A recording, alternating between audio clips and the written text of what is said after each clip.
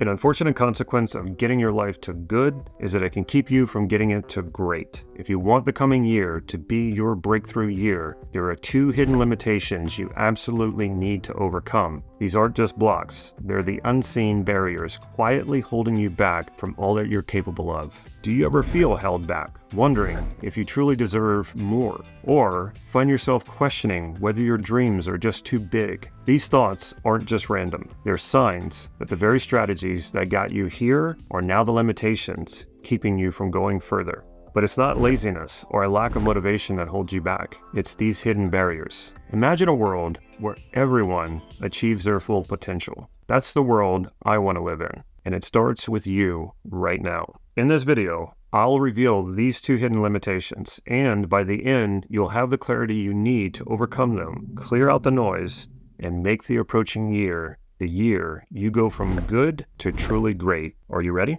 I've helped countless clients from all over the world go from good to great. I've taken my own life from broke to good and from good to great. If I can do it, so can you. I have no special talents. I'm not a genius. All it takes is a willingness to fail. It took me a lot of trial and error and a handful of great teachers and mentors who helped me along the way. Now it's your turn. You've heard things like, you will only allow into your life what you feel that you deserve, or you will only achieve what you feel worthy of. Makes sense?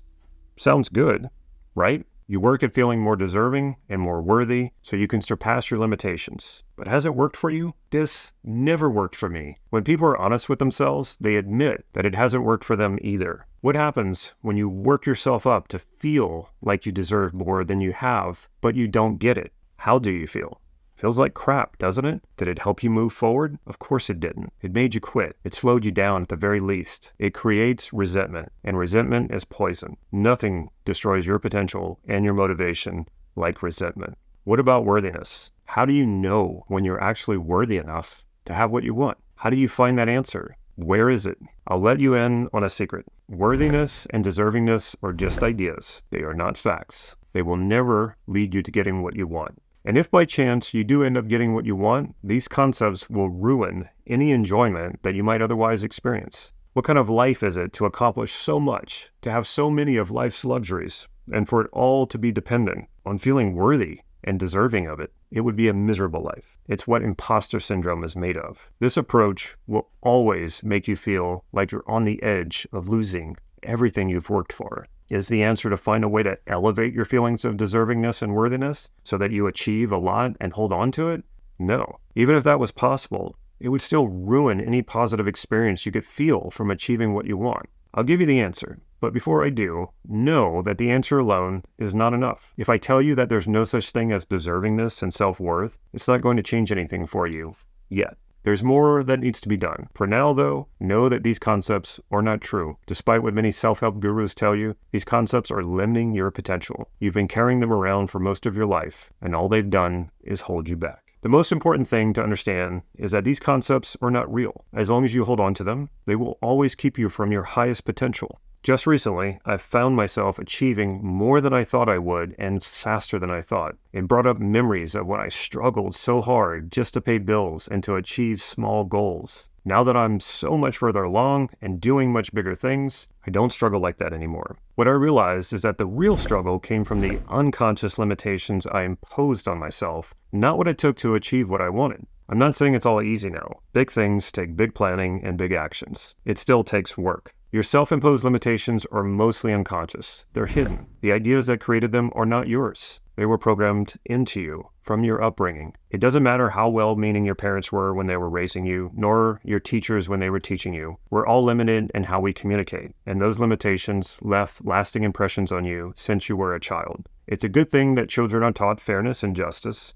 It's good to teach children the value of earning $1. The problem is how you apply these ideas to your sense of self. You can change your sense of self by changing what you believe about yourself. You can transform your identity into the best version of yourself. You can go from believing in having to deserve love before you receive it to the realization that you are love. When you believe that about yourself, no one can take it from you. You can shift away from the painful belief that you must be worthy of wealth before you can have it. You can drop that idea altogether. Instead, you can be curious about how much wealth your limitless potential can create. Which approach do you think would work better for you? You can go from good to great the moment you drop your limiting beliefs. The most limiting of limiting beliefs that shape your reality is the belief in deservingness and the belief that your worth can be measured, as in self-worth.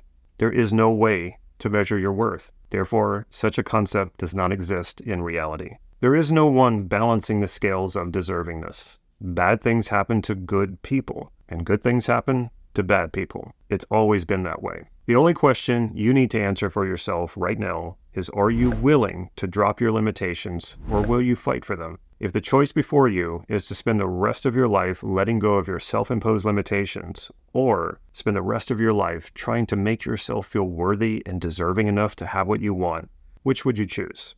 If you choose the first one, know that there is a method you can learn to dissolve those limitations, and it won't take a lifetime. It only took me a few years. If you choose the second option, and you want to spend the rest of your life trying to prove yourself, ask yourself, how well has that worked out for you so far? Not well, has it? Now you know that there's a different way. If you're ready to drop your limitations and tap into your true potential, do these few things that I give you, and you'll be on your way. First, fully commit to dissolving your beliefs about worthiness and deservingness. Intend to complete this process by the end of next year. Give yourself urgency, but don't pressure yourself. Next, put these concepts to the test. The reason people fear committing 100% to what they want and going for it is because they fear what they might find. You're afraid that you might discover what an awful person you are, a loser. You fear that you're not good enough to have what you want.